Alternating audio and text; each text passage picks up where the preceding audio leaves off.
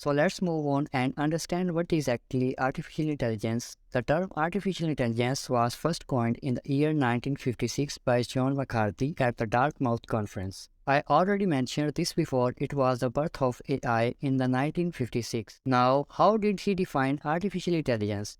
John McCarthy defined AI as the science and engine of making intelligent machines. In the other words, artificial intelligence is the theory and development of computer systems able to perform tasks that normally require human intelligence, such as visual perception, speech, computation, recognition, decision making, and translation between languages. So, guys, in a sense, AI is a technique of getting machines to work and behave like humans. In the rest past, artificial intelligence has been able to accomplish this by creating machines and robots that have been used in a wide range of fields, including healthcare, robotics, marketing, business analytics, and many more. Make sure you subscribe to our YouTube channel to never miss out on such sessions.